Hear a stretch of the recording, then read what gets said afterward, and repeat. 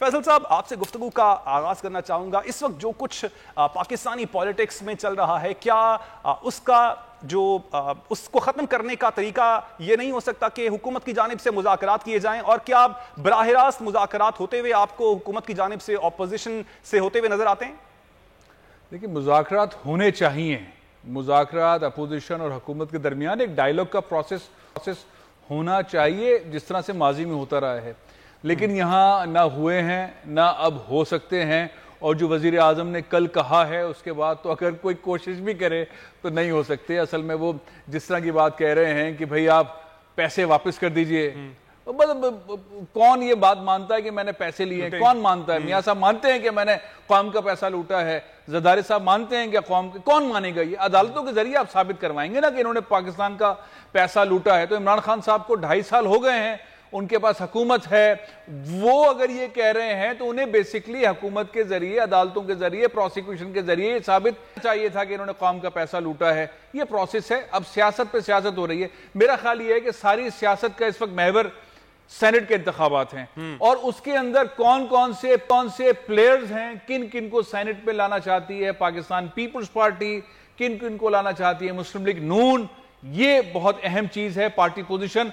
और सबसे बड़ा सवाल यह है कि मौलाना साहब कहीं साइड पर ही खड़े रहेंगे या हम मौलाना साहब को पीपल्स पार्टी या नून अपने वोटों से सेनेट में ले आएगी, तो उसके बाद पीडीएम का क्या होगा? ये बहुत सारी ऐसी चीजें जिस मरहले के अंदर इस वक्त सियासत है। और सबसे इंपॉर्टेंट चीज एक और भी है कि वोट देने का तरीकेकार क्या होगा। हॉर्स ट्रेडिंग के हवाले से जो अपोजिशन बातें करती रही है, कितना चल रहा है? जी बिल्कुल। अहमद जवाद साहब, आपकी जानिब सवाल अब यही है कि वजीर आजम की जानिब से पेशकश तो की गई है, लेकिन अब सवाल ये उठता है कि पैसों का तयन कौन करेगा और कितने पैसे हैं जो कि पाकिस्तान तहरीक इंसाफ समझती है कि अगर जो अपोजिशन के कायदीन है वो जमा करवा दें तो वजीर आजम इस्तीफा दे देंगे। तो वज़ीर आज़म ने कहा है वो तो एक उनकी आप कह लें कि एक इंटेंशन या एक ख्वाहिश है, और उसके मुताबिक है जो कि कौम से उन्होंने वादा किया था। ठीक, जवाब का सिलसिला आगे बढ़ाइएगा। एक साथ सवाल में एक और भी ऐड कर देता हूं, हुकूमत क्या सोच रही है ऑपोजिशन से मुज़ाकरात के हवाले से, या फिर ऑपोजिशन जो कुछ कर रही है उनको करने देना चाहिए, हुकूमत अपने काम में मसरूफ है?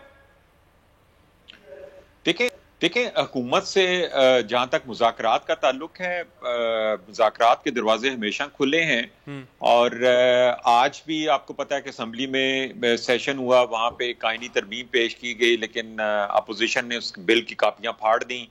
तो ये देखें, मुज़ाकरात कोई वन साइडेड तो चीज नहीं होती। जब तक कि दोनों पार्टीज, दोनों साइडें उसके लिए तैयार ना हो तो मुज़ाकरात तो नहीं हो सकते। जहां तक हुकूमत का ताल्लुक है, कोई भी हुकूमत हमेशा इस ऑप्शन को खुला रखना चाहती है, इस ऑप्शन को अवेल करना चाहती है। मुल्क में सियासी इस्तेहकाम का सबसे ज्यादा फायदा हुकूमत को ही होता है। गैर मशरूत मुज़ाकरात के हवाले से आप बात कर रहे हैं, क्योंकि मशरूत मुज़ाकरात की बात तो पहले भी की गई थी। वज़ीर आज़म ने कहा था कि एनआरओ के अलावा से मुज़ाकरात करने के लिए तैयार हूं, जो कि वो कहते हैं कि हम एनआरओ आपसे कब मांग रहे हैं। तो इस बार भी जो मुज़ाकरात की बात आप कर रहे हैं, तो गैर मशरूत होंगे या फिर वही शर्त होगी? देखें, जो एनआरओ वाली बात है, वो तो वैसे ही मुज़ाकरात का हिस्सा इसलिए नहीं बन सकती कि एनआरओ का ताल्लुक उस लूटी हुई दौलत से है या करप्शन से है जिसके बारे में केसेस नैब में भी चल रहे हैं, हाई कोर्ट्स में भी चल रहे हैं, सुप्रीम कोर्ट में भी चल रहे हैं। तो उनके ऊपर तो हम मुज़ाकरात हम नहीं कर सकते ना। हम तो ना ही हम ऐसी कोई फॉल्स प्रॉमिस दे सकते हैं जी कि हम आपके करप्शन या आपकी अकाउंटेबिलिटी के हवाले से जो केसेस हैं उनमें आपको फैसिलिटेट करेंगे, या हमारे इदारे जो हैं वो आपको फैसिलिटेट करेंगे। इसलिए ये तो मुज़ाकरात में कंडीशन नहीं इसको कह सकते, ये मुज़ाकरात का हिस्सा बन नहीं सकता ये सब्जेक्ट। ठीक, मतलब आप कहना चाह रहे हैं कि गैर मशरूत मुज़ाकरात के लिए हुकूमत तैयार है? जी देखें, मुज़ाकरात जो हुकूमत और अपोजिशन के दरमियान होने चाहिए, वो 3-4 इंपॉर्टेंट चीजें मैं समझता हूं कि जिसमें अपोजिशन का भी इंटरेस्ट है, गवर्नमेंट का भी है, अवाम का भी है, मुल्क का भी है।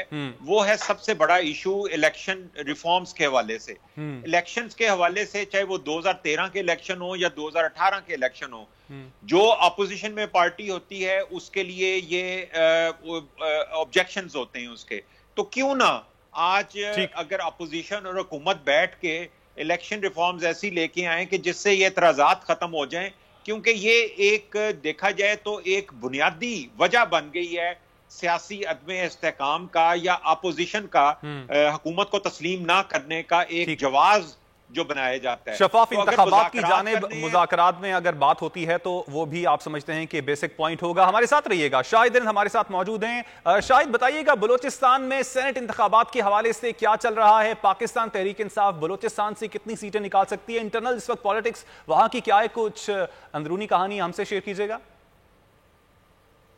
جی دیکھیں، بلوچستان میں سینٹ کے حوالے سے پاکستان تحریک انصاف سے زیادہ بی اے پی جو ان کی اتحادی جماعت ہے بلوچستان عوامی پارٹی، وہ حکمران اتحاد کو لیڈ کر رہی ہے. اور اس وقت جو نمبر گیم ہمارے سامنے ہے اس میں اپوزیشن اور گورنمنٹ کے نمبر گیم کے حساب سے جو 12 سیٹیں بنتی ہیں اس میں تقریباً 8-4 کا ریشو ابھی تک ہمیں نمبر گیم کے حساب سے لگ رہا ہے کہ 8 سیٹیں حکمران اتحاد لینے میں کامیاب ہوگی اور 4 سیٹیں اپوزیشن. یہ ایکوریٹ جو نمبر گیم ہے اس کے حساب سے ہم یہ کیلکولیشن کر رہے ہیں. لیکن حکمران اتحاد میں پی ٹی آئی گو کے مطالبہ 2 سیٹوں کا کر رہی ہے، لیکن ہمیں یہ اطلاعات مل رہی ہیں کہ بلوچستان عوامی پارٹی اس معاملے کو نیگوشیٹ کر رہی ہے پی ٹی آئی کے ساتھ کہ انہیں 1 سیٹ بلوچستان سے دی جائے، دوسری سیٹ کا ان کا مطالبہ نہ مانا جائے. اس کی وجہ سب سے بڑی یہ ہے کہ حکمران اتحاد میں بی اے پی کو، عوامی نیشنل پارٹی کو بھی 1 سیٹ دینی ہے. اس کے علاوہ بی این پی عوامی جو ان کی اتحادی جماعت ہے یہاں پر، وہ بھی 1 سیٹ مانگ رہی ہے. لیکن بڑی ٹرکی پوزیشن ہوگی. اگر بی اے پی یہاں سے اے این پی کو 1 سیٹ دیتی ہے تو مرکز میں وہ حکومتی اتحاد کا حصہ نہیں ہوگی. یہاں سے اگر اے این پی ایک سینیٹر جیت جاتی ہے